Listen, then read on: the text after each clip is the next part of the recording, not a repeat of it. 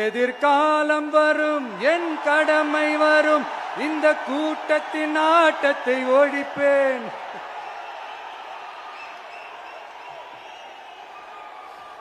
மக்கள் அரசியல் என்ற அந்த சவுக்க கையில் எடுக்கலாமா?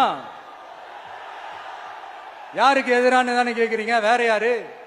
மறைமுக உறவுக்காரர்களான பாசிச பாஜகவும் பாய்சன் திமுகவும் தான். மாண்புமிகு பிரதமர் நரேந்திர மோடிஜி அவர்களே, 3வது முறையா ஒன்றியத்தோட ஆட்சி அதிகாரத்தை நீங்க தானே கையில் வச்சிருக்கிறீங்க. இல்ல, நாங்க தெரியாம தான் கேட்கிறோம்.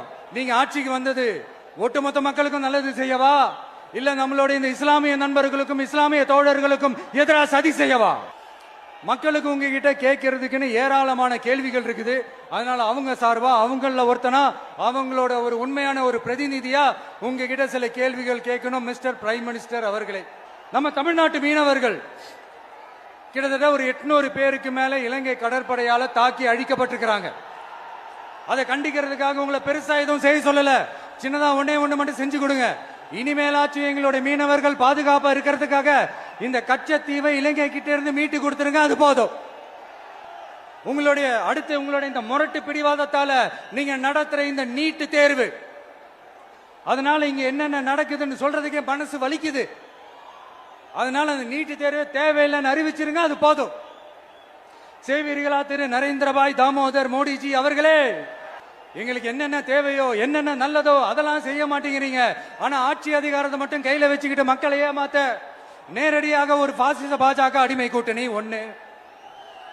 அடுத்து உங்களோட இந்த மைனாரிட்டி ஆட்சியை ஓட்டுறதுக்காக மறைமுகமாக RSS அடிமை குடும்பம்னு இன்னொரு கூட்டணி. இப்படி மக்கள் சக்தியே இல்லாத இந்த ஊழல் கட்சிகளை மிரட்டி அடிபணிய வச்சு 2029 வரைக்கும் சொகுசு பயணம் போயிடலாம்னு திட்டம் தீட்டி வச்சிருக்கிறீங்க. அதானே ஜி? ஒண்ணு மட்டும் சொல்றேன், தெரிஞ்சுக்கங்க.